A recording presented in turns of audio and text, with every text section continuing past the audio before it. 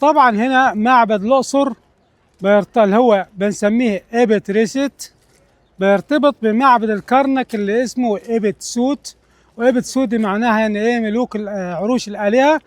وهنا في رابط بينهم اللي هو طريق المواكب اللي هو بينتهي بكباش عند الكرنك، عشان كده أطلق عليه مجازي كله اسم إيه؟ طريق الكباش. الطريق دي تقريبا 3 كيلو متر، على هيئة انه صفة كباش يمين ويسار الطريق. ودي كان اخر واحد عبدها هذه الطريق الملك نختنبو الاول من الاسرة 30. الطريق دي سميت مواكب لان كان بها يتحرك الموكب من معبد الاقصر الى معبد الكرنك في العودة. في عيد الأوبت أو عيد وفاء النيل أو عيد الفيضان كان يخرج الموكب بتمثال الآلهة، تمثال الآلهة أمون راع والآلهة موت والإله خنسو، من معبد الكرنك على المراكب من ناحية نهر النيل من الشمال إلى الجنوب.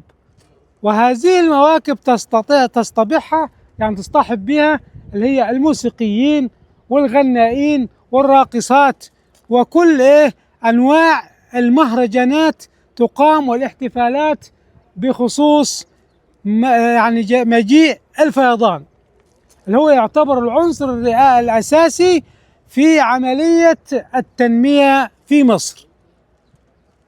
يجوا هنا طبعا على النيل بالسفن، وكان مجموعة الحرس الملكي من الجنود يبقوا ماسكين كده هروات ينظموا الحفل علشان ما حدش يعمل حاجة مش كويسة في الحفل. وفي نفس الوقت على طول الطريق في 7 استراحات. هذه الاستراحات كلها اللي هي مليانة بالأكل والشرب، وكان أهم شراب عندهم الجعل هي البيرة، يعني يعملوها من الشعير. والأكل أيضا عبارة عن لحوم وأسماك وطيور، وبرضو الخبز من الشعير والقمح. ويبدأوا لغاية ما يرسي هنا في المينا السفن، وياخذوا تمثال الإله ويودوه في قدس الأقداس اللي هو أول حاجة اتبنت في المعبد بواسطة الملك نختنبو الملك أمنحتب الثالث. وبعدين ياخذ استراحة هناك. وفي سببين ليهم ذكروهم، ان هو يندمج مع اله الاخصاب مين، فيتم تخصيب الاله امون رع ويصبح امون كيميتف، يعني امون الايه المخصب. وكيمت اللي هي مصر، اللي هي تيجي من الطينة السمرة اللي هي الخصبة اللي هي الطمي، يعني تيجي مع النيل. عشان كده قالوا ايه السمراء هي كيمت. زي ما برضو قالوا على الصحراء المصرية منها صحراء بيضة حجت، ومنها صحراء حمراء دشرت. ولذلك العلم المصري له 3 ألوان، اللي هو اللون الأسود كيمت، واللون الأبيض اللي هو حجت، واللون الأحمر اللي هو دشرت. وده اتوجد بالفعل بالنص وبالصورة في مقبرة توت عنخ آمون. يبقى العلم المصري ده ال3 عناصر بتاعته من قديم الأزل، وسيستمر إن شاء الله إلى أن يشاء الله. هنا طبعا كانوا يخلصوا المولد، بعد ما ينفض المولد عاوزين يرجعوا عن طريق المواكب دي، إما مشيا أو للناس اللي ما تقدرش تمشي عن طريق العجل الحربية اللي هي الوقت بنسميها إيه الحنطور. هنا في نفس الوقت كان في طبعا على طول الطريق من ناحيتين كده عبارة عن أحواض صغيرة كان فيها نبات يسمى نبات السوسن. ده ريحته حلوة كده يعني، ولكن دلوقتي طبعا مع مضي الزمن ما فيش نباتات، لأن الكلام ده من بعد أن انتهت وقفلت المعابد ودخول الديانات السماوية مصر ما حدش اهتم، وما كانش حد عارف إنه هيكون لي شأن للمعابد كناحية أثرية تاريخية سياحية، فأهملت.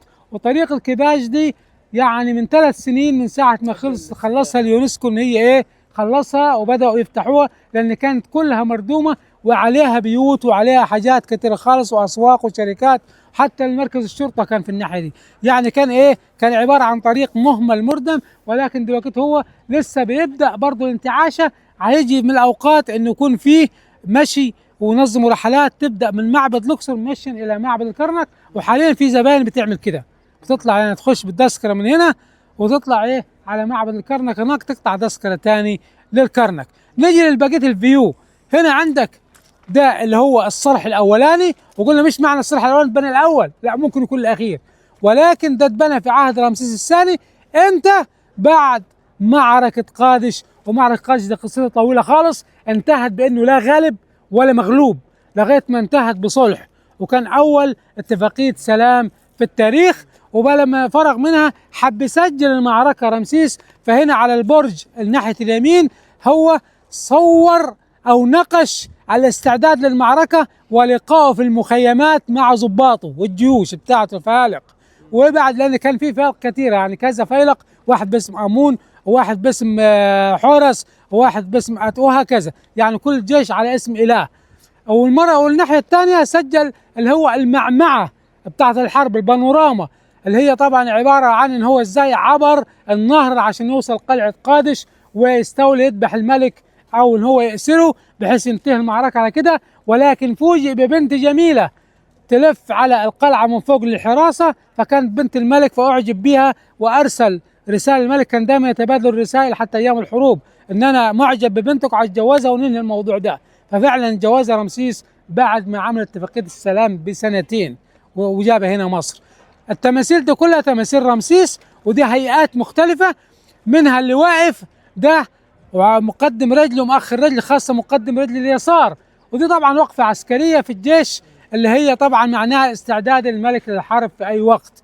وتمثال هنا اللي هو اللون الجرانيت ده الوردي، وده معناها انه الملك في حاله تدين او حاله اوزوريس اله الموتى بيتشبه به يعني. وطبعا التمثالين الجالسين وحط ايده على ركبه كده، ده اللي هو معناها الملك استقر له الحكم في مصر، استتب له الوضع، يعني كده اعتلى كرسي العرش ومفيش مشاكل عنده. تمام كده. المسلتين دول زي ما قلنا في الكرنك دول بيرمزوا للآلهة. هنا بقى اختلفوا عن أي مسلات، لأن وضع تحت منهم اللي هو مناظر لقرد البابون اللي هو بيعتبره تحوت كإله قمر أو جحوتي اللي هو الإله الحكمة. فعشان كده القرد ده كان أول ما يشوف أشعة الشمس تبرق فيه اللي هي طبعا طرف مادة الإلكتروم تبرق هنا فيصيح ويهلل الشمس، ومعنى كده انه هو القرد الارتباط روحي بايه؟ بالاله راع اللي هو الشمس، الاله تحوت باله راع اللي هو الشمس. غير كده القردة دي كانت ذكيه جدا، وكان لها الاورادات اللي هو بايه بيطبل لها ويزمر كده ويصفر بحيث ان هي تصدر اصوات او رقصات معينه تخلي الملوك او المشاهد لها يستريح لها نفسيا كده، ويبدا التوتر اللي عنده يزال، يعني يبدا يبقى كده في مود كويس يعني. اما طبعا دي اللي هي المقصوره دي مقصوره رومانيه حتى بالطوب الاحمر اهو، ودي اتعملت في عهد الرومان وجسدوا فيها من جوه ايزيس المصريه في هيئه رومانيه اللي هي لبسه الحبكه دي. بس طبعا التمثال دلوقتي راسه واحد خد راسه اذا كان باعها ولا تاجر بيها ولا سرقها، راسه مش موجوده. وده بيبين لك ملتقى الحضارات هنا، هي الحضاره الرومانيه والحضاره المصريه. وحنخش بعد الصرح ده حنلاقي معاهم الحضاره المسيحيه والحضاره الاسلاميه. لذلك بقول لك لوكسور، معبد لوكسور ملتقى الاديان والحضارات. وعندك هنا عاد الصوره اللي هناك اللي بتبين اللي هو قبل ما سبيرو ما يجي ويفكر انه هو ينظف المعابد المصريه كان بالشكل ده، يعني مغطايه كلها دي عباره عن رمال وطاميه لغايه كده للتماثيل، وكانت فيها بيوت وناس ساكنه فيها وابراج حمام، وكانت هيصه هنا قبل ما تبدا هيئه الاثار في تنظيف المعابد. هنا في برضو اعمده جميله جدا من الجرانيت زي ما بتعمل مسلات قطعه واحده، هي اتعملت قطعه واحده، ودي كانت اعمده حتشبسوت وتحتمس اللي هو قبل ما يبني رمسيس الصرح فبنى ورا هذه المقاصير الثلاثه للثالوث المقدس امون امونت خنسو. ودي برضه زي ما قلت لكم عباره عن حزمه نبات البردي ومن فوق ملفوف عليها البرعم بتاع بتاع النباتات مع بعض. هنا ده الفناء الاول لرمسيس الثاني، وده كان 74 عمود، والاعمده طبعا اقل جوده بتاعت الأسرة 19، من الأعمدة بتاعت الأسرة 18، لأن كان الفن في أوج عظمته في عهد حتشبسوت وتحتمس. الأسرة 18، أما الرعامسة الأسرة 19. طب إيه اللي جاب الأثر الإسلامي ده هنا؟ وإيه اللي تحت منه ده؟ اللي تحت منه ده كان أعمدة زي كده، ولكن وقعت مع مرور الزمن بعد دخول المسيحية مصر في عصر الأخير للرومان قبل ما يطردوا. وهنا دخلوا المسيحيين، هربوا من الإسكندرية بالبطارقة طبعا من اللي هم الرومان كانوا يضطهدوهم عشان عاوزينهم يعبدوا اللي هو طبعا البطرق الروماني، فهم قالوا لا احنا آمنا بالمسيح، فجوهم هنا وهربوا عشان يقعدوا في الصعيد. فاستغلوا المكان ده اللي هو كانت أعمدته واقعة، وعملوا كنيسة وقعدوا يعبدوا فيها ايه ربنا في الكنيسة دي. ولكن جاء طبعا بعد كده بعد الاضطهاد الروماني ما أزيل بواسطة الفتح العربي، لما جاء سيدنا عمرو بن العاص بدأ المسيحيين يتنفسوا الصعداء، وبدأوا يخرجوا من الحتت الزواريق اللي كانوا قاعدين فيها دي والحتت المخباية إلى رحابة الأمكنة أو أوسعها، ويبنوا براحتهم لأن اداهم حرية إيه؟ البناء وحرية العبادة. بعد كده سابوا المكان ده إلى حين جاءت الدولة الفاطمية. الدولة الفاطمية فرضت على الشعب المصري التشيع اللي هو إيه؟ اللي هو المذهب الشيعي، وبنوا الأزهر وجاءوا بعلماء شيعة من المغرب ليعلموا الناس المذهب الشيعي، ثم بعد ذلك بعثوا بعلماء بعد ما تعلموا في الأزهر إلى أماكن الصعيد المختلفة ليعلموا الناس المذهب الشيعي وينهوا المذهب السني. ثم بعد ذلك جاء صلاح الدين، وصلاح الدين أول حاجة عملها عمل حاجة دينية، أنه هو كان سني وقال لك اقفل الأزهر 10 سنين. قفل الأزهر 10 سنين لغاية ما علماء الشيعة طفشوا ومشوا منه، وبعد كده قال لك ألاحقهم في بقية الصعيد والبلاد، فعلا لحقهم ومشاهم كرشهم برا. وبعد كده طبعا بدأ عاوز يملى فراغ بعد ما خلص على المذهب الشيعي، عاوز يملى فراغ مكان العلماء ما فيش، ما مش كله كان علماء شيعة، فراح بلاد الحجاز والعراق أتى بالعلماء السنة وخلاهم في الأزهر، وبعد ما أخذوا التعليم في الأزهر مع بعض بدأوا ينشرهم في الأقاليم. وكان من نصيب الأقصر السيد أبو الحجاج يجي في هذا البلد، والأقصر كانت تحت حكم السيدة تيريزا المسيحية القبطية في ذاك الوقت، لأن العرب لما دخلوا قالوا أي واحد حاكم إقليم قبطي يقعد زي ما هو، أي واحد كاتب سجلات قبطي يقعد زي ما هو، أي واحد في وظيفته ما يسيبهاش زي ما هي. تمام. مشوا الرومان وجوا مكانهم. وبعد كده طبعا هو بعد فترة أبو الحجاج كان مكان صغير، ثم توسع وبنى المكان أكبر بحيث إنه هو إيه توسع من الناحية الثانية. لما بدأت المعابد ينظفوها ويعملوها كأثر ويهيئوها للزيارات، قفلوا الباب اللي هنا وفتحوا باب من الناحية الثانية، بدأوا يعملوا ساحة. ودوكت إيه كان ليه تلاميذ ومريدين، وبيعملوا له كل سنة ليلة اللي هي ليلة 15 شعبان يوم 14 15، وبيستخدموا فيها النظام الفرعوني القديم اللي هو المراكب اللي كانت تجي من الكرنك لغاية هنا، وبعد كده المراكب اللي تشال على العائلات الحربية تروح لغاية معبد الكرنك تاني. فبيعملوا ليلة يحطوا نفس المركب شكلها على جمل ونفس العادة، والجمل يزينوه ويعملوا كرنفال كده ومهرجان كبير زي نفس العادة الفرعونية بتاع الزمان. هي حتى لما لقوا هنا عمدان معمولة من الأعمدة الواقعة في المسجد ما طمسوهاش، سابوها بالهيروغليفية بتاعتها زي ما هي. عشان كده بنقولوا إنه الساحة دي بالذات أو المكان ده ملتقى الأديان اللي هو الدين الفرعوني، الدين المسيحي، الدين الروماني اللي هو عبادة الأباطرة، وحوريكم الكنيسة بتاعت اللي جوا، وعبادة الإسلام. يبقى كده اسمه ملتقى الحضارات وملتقى أيضا إيه العبادات وملتقى الأديان. نجي نرجع لرمسيس صاحب هذا الفناء، وهذه تماثيل رمسيس بالروعة والعظمة وكلها من الجرانيت. رمسيس يعني عمر كتير خالص، تولى الحكم على 30 ومات على 67 97، يعني حكم 67 سنة. طبعا كان أكبر واحد أنجز أعمال معمارية في الملوك كلهم اللي هو رمسيس الثاني. عندنا هنا لو نظرنا للمدرسة، كانت المدرسة أنا هحط صوت عشان زميلي بس شغال. المدرسة المثالية، والمدرسة المثالية دي معناها إيه؟ من الأسرة 18 بدأت واستمرت الأسرة 19، تمام؟ ولكن حصلت في النص إن هي وقعت المدرسة دي، اللي هو عصر مين؟ اللي هو عصر أخناتون، اللي هو أمنحتب الرابع، ده أسرة 18، ولكن ساب المدرسة المثالية واتجه للمدرسة الواقعية. وحنقول الفرق بينهم. المثالية إنه كانوا الفنانين يبدأ ينقش الملك أو الإله على الحائط بأبهى وأجمل صورة، وأيضا تمثال الملك، حتى لو في حسنة، لو في ندبة، لو في حاجة، لو في كده ما عاوزهاش الملك، بيكرهها ما تظهرش فين؟ في التمثال. عشان كده قال لك مثالي، لازم يكون في شكل مثالي، شكل جميل يعني. ولكن أخناتون قال لك أنا عاوز الواقعية، فرسموه كرش ومبعجر وعلى حالته الأساسية. وبعدين هو ما كانش حالتهم زي أخناتون. أخناتون ده كان مهرطق، فيلسوف، شاعر، متدين، كل هم الدين، لا يعرف حاجة عن العسكرية ولا يعرف حاجة عن السياسة. كل أموره كانت إن هي إزاي يقضي على اللي هو مين؟ على زعامة الكهنة، على الكهنوت، يقضي عليه. لأن بقى الكهنوت بقيوا الكهنوت قوة عظمى خالص، وبقوا استولوا على البلد بطريقة بشعة.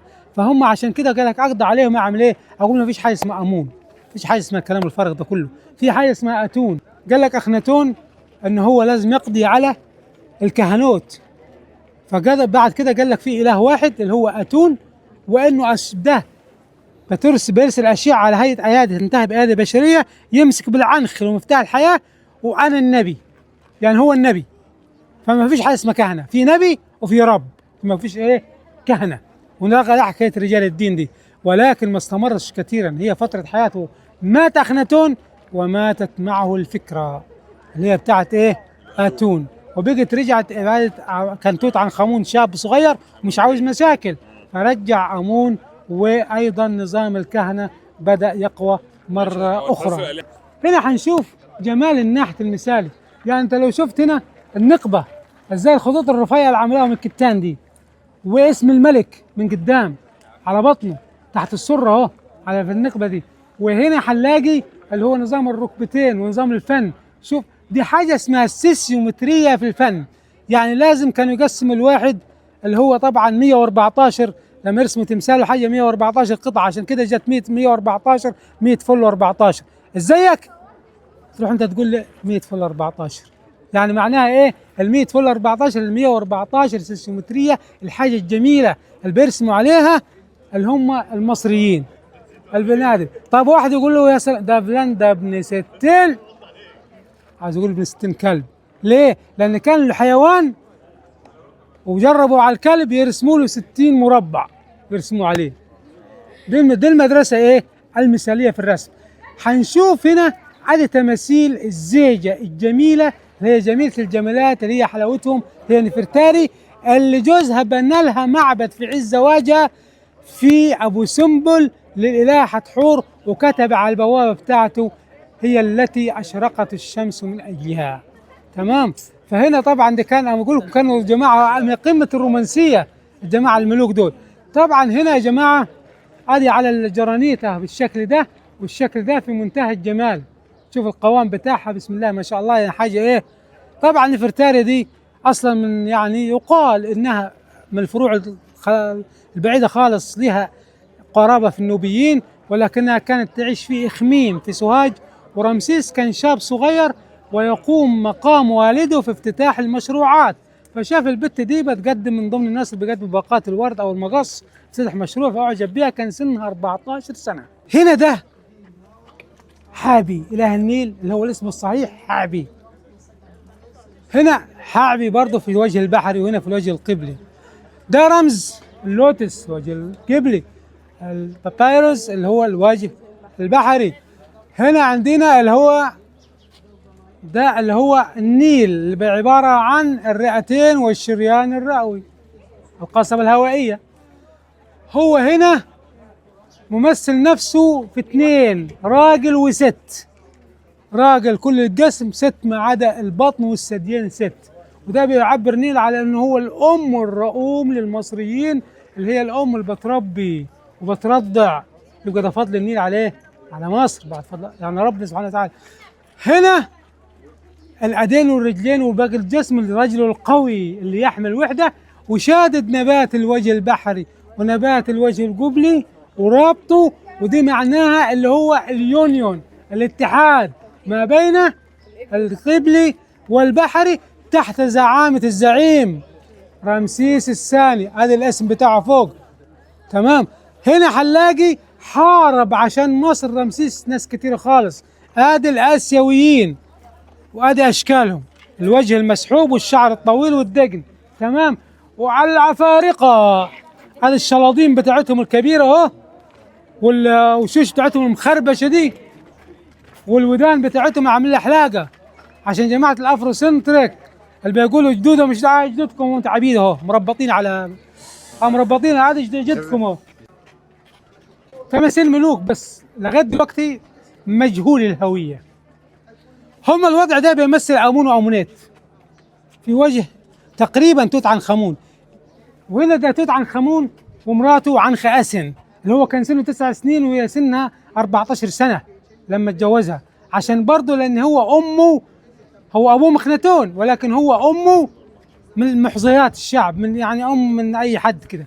تمام. لكن هي امها مين؟ نفرتيتي الملكه العظيمه زوجة اخناتون الجميله، وكلمه نفرتيتي معناها الجميله تتهادى، يعني الجميله بتتدلل تمشي متدلله كده تتهادى. تمام. دي نفرتيتي. هم كانوا اخوات واتجوزها. كان يجوز الواحد ياخذ اخت الشقيقه للملوك بس عشان حفاظا على الدماء الملكيه، ولكن كان يا جماعه عشان ما حدش يفكر غلط، كان في عقوبه الزنا عند قدماء المصريين الجلد حتى الموت، اللي هي الاسلام خلاها الرمي اللي هو الرجم. هم كان عندهم الزنا الجلد حتى الموت، عشان ما حدش يقول دي كانت لخبطيش الحكايه يعني، لا، هم كانوا محللين بس الكهنه للعائلات المالكه للحفاظ على الدماء الملكيه عشان السلالات الملكيه ما تنقطعش. تمام. هنا كل التماثيل دي رمسيس رممها ورزع بالختم بتاعه عليها، عشان كده ما سبناش الاسماء الاصليه ليها، ولكن عرفناها من الهيئه كده. تمام كده. هنا ده من هنا بدايه اللي هي ال 14 عمود الكوريدور المفتوح، ده اللي هو بتاع منحوتب الثالث اللي هو عمله زهره البرد المفتوحه، يعني معناها مش هيسقف وما استقفش، ولكن كان السور اللي هناك والسور ده صغيرين، فتوت عنخ امون وحور محب اكملوا الاسوار دي ورسموا عليها رحله الاوبت. نفس اللي عملوه هناك في الكرم. ايوه. تعال نوريكم رحله الاوبت انتهت على رحله عيد الفيضان اللي هي هجربها لك، اللي هو عروس النيل بتاع رشدي اباظه، والتاني اسمها مين؟ البنت اللي معاد اسمها مين؟ شادية. لا يا ابوي، لا يا اخي الثانيه دي والله نسيت اسمها، انا مش افتكر اسامي الجماعه الممثلات دول مش في اهتمامي اصلا. حلوه هنا ده اللي هو النيل، هذه النيل اللي هي علامه الميه دي. تمام. ادي الموكب، طبعا الموكب في النيل، وادي هنا دول اللي هم العساكر اللي بيحموا الموكب من اي خلل يحصل او حد ارهابي كده يعني. تمام. يمشي بينا لا ادي ماسكين حبال برضو وهروات، وحنلاقي هنا ادي ناس ماسكه عقد المنيت. عقد المنيت اللي هو عقد لاحة حور اللي هي بشكل البقره بتطلع يعني، اللي هي بنسموها القلاده بتاعت البقره يعني. تمام. كانوا يعملوا قلاده للعجول برضو يذبحوها. وادي فوق هنا ادي امثله برضو للناس اللي ماسكه الحاجات، وادي هنا دول ماسكين الهروات برضو. حنلاقي كله تصوير مجسم لغايه ما نوصل هنا، ادي ناس ماشيه راكبه على العجل الحنطور اهو. تمام كده. وادي ماشيين معانا هنا، ادي انواع برضو الحروف والحاجات اللي بيعملوها هنا يا جماعه. الاكل ادي الخبز والبيره، الخبز والبيره في الطريق كله ياكلوا ويشربوا. وادي هنا الجزارين بيقطعوا الافخاذ بتاعت العجول اللي حتطهي اللي حتاكل منها الناس. تمام كده. وادي هنا الراجل بيعمل بيره، وهنا مجهز الميه والعيش برضو. وهنا برضو كله حيوانات بيقتلوا فيها لغايه ما نصل هنا. شايفين هنا طريقه الذبح كانت بالطريقه الاسلاميه، يعني هم سبقوا المسلمين في عملية الذبح الصحيح. ليه؟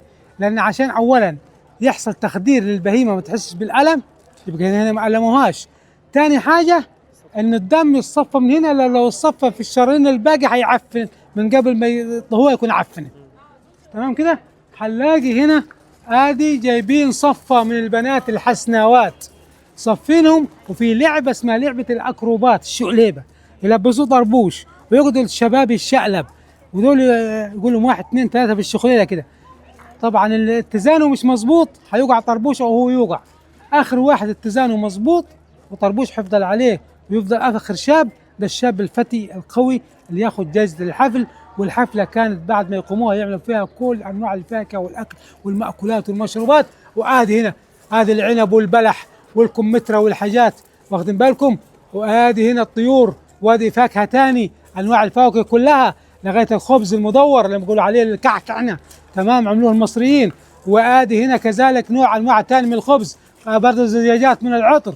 وادي هنا الزهور، كانوا الزهور يقدموها كباقات مع الاكل عشان يفتحوا النفس، مش بيقدموا لهم لفت مخلل ولا حاجه، لا بيقدموا زهور يفتحوا نفسهم. وهنا هنلاقي حورس في الاخر، لا حورس اللي هو الحامي، تمام. فهنا هم نتذكر اثنين، لعبه الاكروبات ما هي الصينيه، لعبه الاكروبات ايه؟ اصلا مصريه، ولكن الصين عرفوا يعملوا دعايه لنفسهم وقالوا هي صينيه. وثانيا الاكل والمكرونه والخبز المدور والبسكوت والبوتيفور وكله ده عملوه مصر القديمه من القمح، ولكن روما نقلت السجلات دي وراح صنعتها عندهم، وقالوا في الاخر عملنا البسطه والمكرونه، ولكن هي اصلها ايه؟ مصري. يبقى هم سرقوا تاريخنا، تمام كده. ليه سرقوا تاريخنا؟ عشان احنا جيل، يعني مش عاوز اقول كلمه وحشه، احنا ضيعنا بلدنا وضيعنا تاريخنا بعدم قراءتنا الصحيحه للتاريخ، تمام. بقينا ايه؟ كل ما هو غربي بالنسبه لنا هو الجميل، ونسينا اصلا هم اصلا واخدين الحاجات من فين؟ من عندنا، وبيصدروها لنا على ان هي من عنديهم. لذلك تلاقي الشاب الاوروبي لما يجي هنا بيجي قبل ما يجي الرحله يكون معاه كتاب فاتحه هناك قريه، ويجي هنا ويبص الصور، يبص هنا ويمشي مع المرشد يسمع منه، ولو طرأ سؤال ما عرفوش يربط بين الصوره وما بين القراه يسأل المرشد ويتعلم ويعرف هو شاف ايه بالظبط. وبعد كده برضه ان هو بيرجع تاني يوثق معلومته اللي قالها المرشد مع الكتاب برضه، يبقى كده عرف التاريخ. لذلك احنا الواحد بيخجل لو قال ان هو انا تعاملت تو مع زباين من الدوله المسلمه اللي جنب اندونيسيا، اسمها ايه الدوله اللي جنب اندونيسيا؟ نسيت والله. دوله جنب اندونيسيا، ماليزيا جنب اندونيسيا، ما هو تونس، مغرب، الجزائر، على اندونيسيا موريتانيا. اندونيسيا، ما قلتش موريتانيا، لا انت سمعتها كده، ده اندونيسيا بلد جنبيها. فقال لي ان احنا خدنا التاريخ الفرعوني كله في سنه 6 في الابتدائي، يعني خدوا التاريخ الفرعوني كله درسوه. كنت كل ما اقول حاجه يقول لي درسناها. وحاليا في المانيا في مدرسه الصف الثالث الاعدادي بيقرا ويكتب اللي هو اللغه المصريه القديمه بالخط الهيروغليفي، واحنا قاعدين نايمين على ايه؟ على وداننا. هنا ده اللي اسمها طبعا قاعه الاحتفالات الكبرى، ودي مكشوفه. ليه مكشوفه؟ عشان كان هنا الناس تتزاحم، بس مش كل الناس، خاصة القوم هم الناس علية القوم اللي يجوا هنا. فكانوا هنا طبعا ايه؟ كانوا يقدموا لهم النبيذ، يشربوا النبيذ، بعد كده دماغهم ايه؟ تروح في حتة تانية.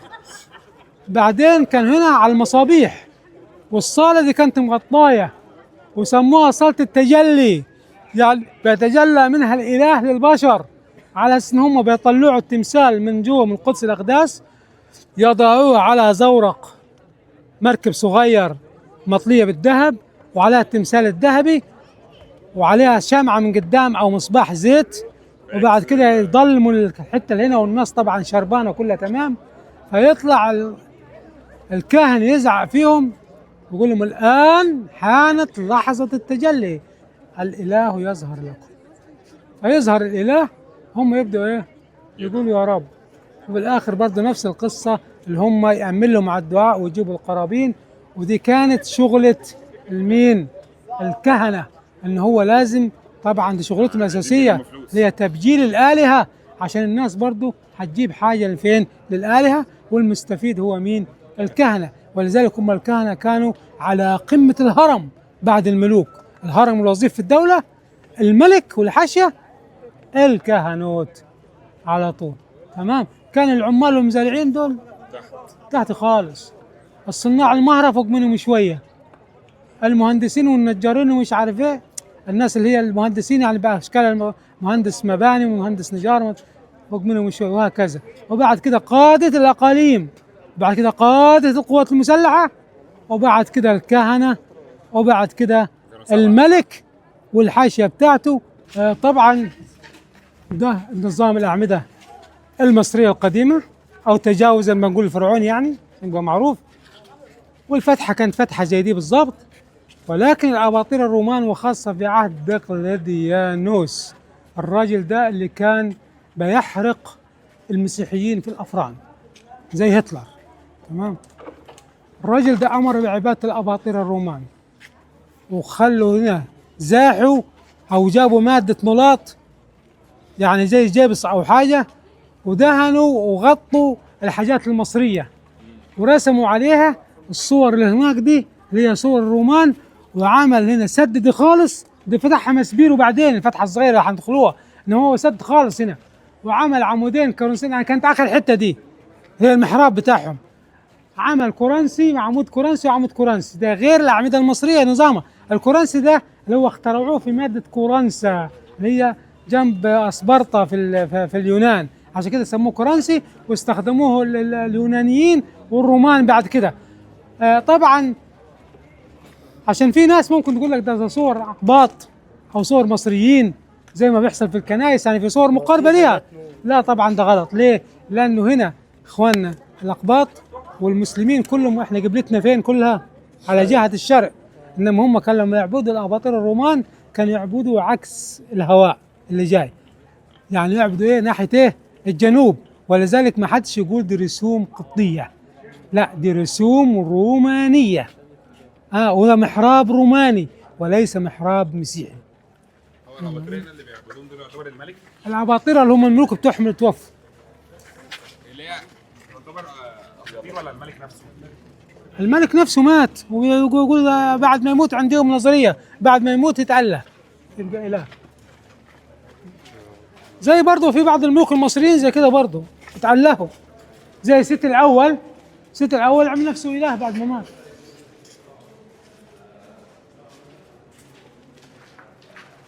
يعني ست الاول في معبد ابيدوس عامل 7 مقاصير، منهم 6 للآلهة وواحدة ليه. طبعا من اللي ألهه بعد ما مات ولده رمسيس، قال لا ده أبوي مش ملك، ما كانش ملكه بس، ده أبوي بعد ما مات بقي إله، فعمل له واحدة 7. فهنا طبعا دي صالة اللي هي القرابين. هذا القرابين بكل أشكالها، وز وبط وخس، والخس ده بالذات كانوا يستعملوه للست لما تيجي تتجوز البنت ياكلوها خس لما تحبل عشان تجيب تدير اللبن، لان كانوا يعتقدوا انه الخس بيدير اللبن لايه؟ للجنين. هنلاقي هنا 4 اعمده في دي، كان في صاله تاني جوا منها ب4 اعمده، ولكن لما جاء عمل الاسكندر الاكبر برضه نفس الحكايه، قال انا اودين لامون، وبنى اول ما جاء في حته في اسكندريه، وبعد كده كمل بنايتها وطلع بعد كده على واحد سيوة، وبنى مقصورة لها أمون في سيوة. تمام. طبعا قال لك قبلي في كل حتة، جاء الأقصر هنا شال الأعمدة اللي زي دي اللي جوه، وأنا مكانها حاجة اسمها الجوسق اليوناني. جوسق يعني حطين، عارفين شفتوا لو قدس أقداس الكرنك بفتحتين، هو عمله بفتحتين بس مش شرق وغرب، شمال جنوب، وعمل له حيطة داخل ايه؟ داخل نفس المبنى بتاع أمنحتب الثالث، عشان يضيفوا لنفسه ان هو بنى حاجة لأمون. ولكن في عهده كان الفنانين مصريين بس تحت حكم البطالمة والرومان، ما كانوا يشتغلوا من غير نفس، فكانوا يعملوا ايه؟ النقوش بتاعتهم يقولوا نعمل نقوش حاضر زي الفرعونية، زي الفرعونية بس مش بنفس الجودة، لأن في نقوش اسمها النقوش الغائرة، والنقوش اسمها النقوش ايه؟ البارزة. البارز صعب، بتجيب كتلة وترسم وتفرغ، انما غير ده انت بتفحت كده وخلاص. دي غرفة الولادة بتاعت الست تويا، بتاعت الست تويا اموية، اللي هي اصلا من بلاد ميتان اللي هي حاليا ايه لبنان. يبقى تتخيل البنت ان لازم تكون ايه جميلة، واتجوزت حتمس وخلف منها من حتم. بعد كده هو قلنا قصتها في الاتوبيس ان هو ولادة الهية، معناها انه ده المميزي او بيت الولادة للولادة الالهية، حيكون في آلهة وحيكون في الملكة وحيكون في الطفل وحيكون كل حاجة، وكل النقوش اللي دايرة ما يدور دي كلها بتخص عملية ازاي الولد ده اتولد ولادة إلهية. ولكن في نقش هنا هيلخص لنا القصة دي كلها عشان ما ناخدش وقت وما نطولش. النقش ده اللي هو ده الإله أمون رع على كرسي العرش في السماء، ودي تويا إموايا اللي هي الست مرات تحتمس الرابع أمنحتب الثالث كانت حامل فيه. ودوها كرسي العرش، ادي الرجلين ملمسين مع بعض وادي الايدين وادي هنا جايب العنق وحطوا لها في مناخيرها عشان تسري روح الاله من امون الى حيث رحم ايه الست دي.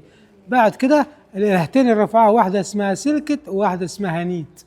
جاء بعد كده هو وصى خنوم، خنوم ده اللي هو بيظهر في براس كابش، ادي امون اللي هناك هو ده امون بريشتينو. وصى خنوم ان هو ده بيشكل العينين والوش والحاجات بتاعت الطفل. قال له ده ولدي عاوزك تشكله في اجمل صوره، وبحيث حتى القرين بتاعه، فاكرين قرينك يا زواوي، حتى القرين بتاعه يكون بصوره جميله. فهذه عمل الراجل الولد وعمل القرين. واداه لحتحور هي ايه هذه عليها قرني البقره سوره البقره، وماسكه المفتاح العنخ بتستقبل بها الولد والقرين، وهترضع الولد عشان يبقى ايه هنا ولد الهي، ولد الهي ورضع ايه الهي. تمام. هنروح نشوف المقارنه ما بين الفن الفرعوني والفن اليوناني. هنا اهو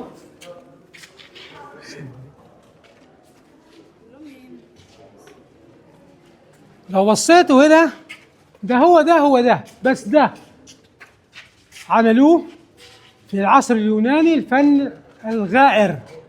الغائر يعني بينحت على الصخر. هنا البارز، لذلك البارز ده لما يكون في المعبد حد يزور بالليل تحت اللايت اب اللي هو الكشافات دي بيبقى مجسم كده. وشفت حاليا برضو يعني بص انت الرسم ده كله النقش ده كله وبص لده وشوف الفرق، فرق واضح طبعا. يعني هنا تشوف عادي الحاجه واضحه.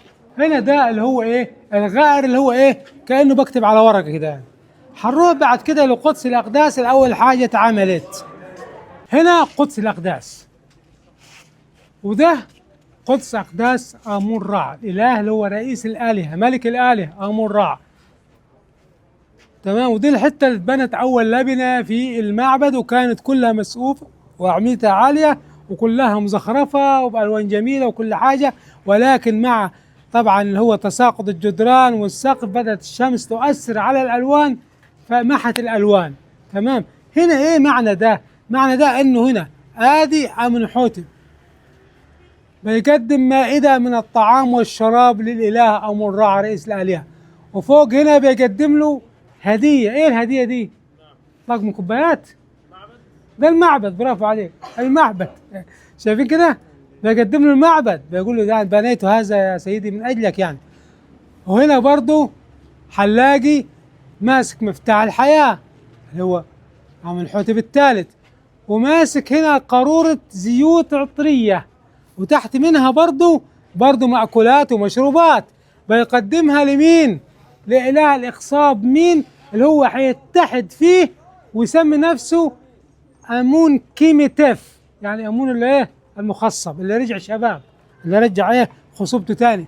هنا بيقدم اللي هو الغزل بتاع الكتان، دي أدوات الغزل كان زمان يا جماعة، اللي هو بيقدم قماش الكتان اللي كان أول قماش يعرف وأنظف قماش في مصر قبل ما يعرفوا القطن. تمام كده؟ هنا بيقدم له المياه لمين؟ إله الإخصاب. ثم يقدم الخبز أيضا لأمون هنا، والخبز الشمس البلدي، هذه مال السلات، خبز إيه؟ خبز المدور. توتة توتة، خلصت الحدوتة.